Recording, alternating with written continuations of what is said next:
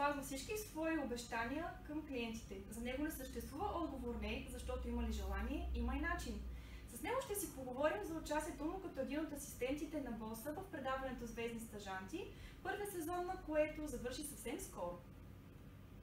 Може да ни разкажеш как се роди идеята ти за участие в подобен формат и твоята роля беше много значима, а ти си зает човек отдаден на работа с клиенти. Беше много забавно. Предложението дойде от продуцентите. Това беше нещо ново за мен.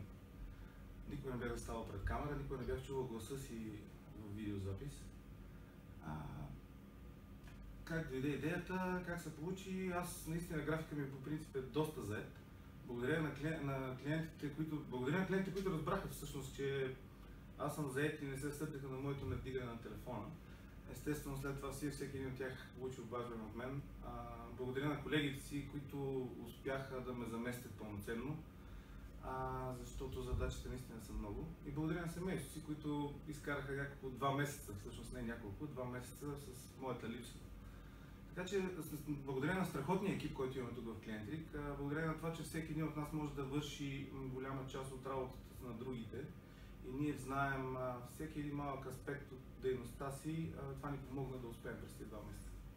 А както знаем, реалити формация с благотворителна цел, това беше ли по някакъв начин интересно за теб като някакво ново изживяване?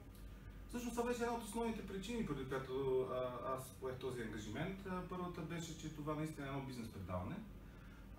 Втората беше тази благотворителност. Ние в нашата фирма много обичаме социалното предприемачество. Не само аз, нашата маркетинг менеджерка Катя Тодорова, тя е гуру на социалната политика. Обича, когато има нещо, което е за благотворителна, социална дейност, тя да е там, да води, обича да показва на хората пътя, по който трябва да достигнат успеха си. Така че, да, това беше супер и това е, може би, нещо, което наклони везните и го направи. Това е просто прекрасно. Едно от предизвикателствата беше отговорната ти задача за телевизионната реклама на Viva.com. Те използват една и от услугите на Клиентрик интерактивни решения. Това правеше ли те по-взискателен и критериите бяха ли по някакъв начин по-завишени? Взискателността ми е била еднаква във всяка една задача, която е поставена за изпълнение. Това, че Viva.com са наш клиент, беше наистина едно приятно чувство и заостри моето внимание към изпълнението на дадените и поставените им задачи. Ние за Viva.com направихме една от най-големите видеостени в България. Тя е от 20 дисплея, 55 инчови, което е нещо наистина красиво. Тяхната задача пък беше много близка до една от нашите други дейности. Ние се занимаваме, както много добре знаете, с диджитал маркетинг, с реклама. Те трябваше да направят един рекламен клип.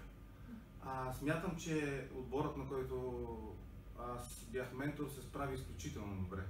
Аз наистина съм много доволен от тяхната работа, въпреки че те в един момент от тяхната задача бяха тръгнали в много грешен път. Но се радвам, че поправиха грешките си и се получи наистина едно много добро изпълнение. Трудно ли да даваш съвети на известни личности, както знаем, техните сфери на работа са различни от твоята и те от своя страна как понасиха твоите критики? Интересно. Общо взето не знам дали е трудно, но е приятно. За мен повечето от тези хора бяха непознати лица, т.е. познати единствено от телевизионния екран или от масовите медии. Беше забавно. В края на краищата това, на което ние ги учихме, е чистия бизнес. Те са хора на изкуството, хора от телевизията. Не е нужно всеки да разбира от всичко, така както аз не разбирам толкова много от изкуство. Те да разбират някои от бизнес приемите и бизнес похватите в ежедневието си. Така че смятам, че беше наистина доста интересно едно такова общуване между мен и тях и не беше трудно, напротив, беше приятно. Супер. Би ли участвал като звезден стажант в следващ формат и съответно каква би била задачата за теб, която ще ти е много интересна? И в каква кауза всъщност би се включил?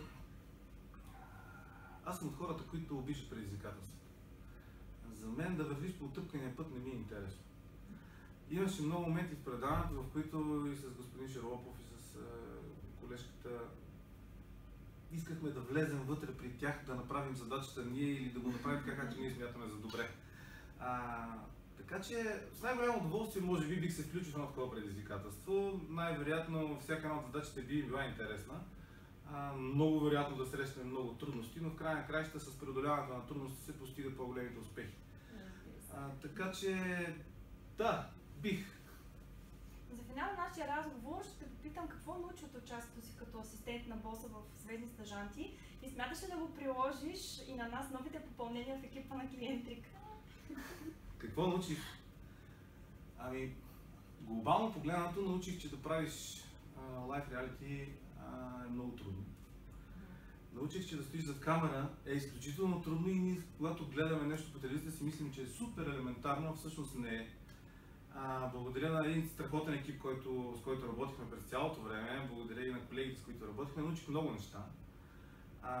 Господин Широпов е един харизматичен човек, от него можеш да черпиш много. Така че какво съм научил, смятам в следващите няколко месеца да разберете.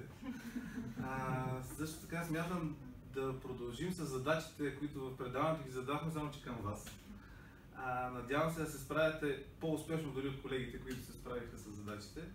И се надявам да си намерим новия Явория Някиев при нас. Много ти благодарим за този разговор и очакваме с нетърпение да разберем какво е да бъдеш и наш ментор, може би, или да приложиш всичко това, което си прилагал на стажантите върху нас. Би ни било много интересно. За мен би било приятно и очаквам с нетърпение следващия месец. Благодарим.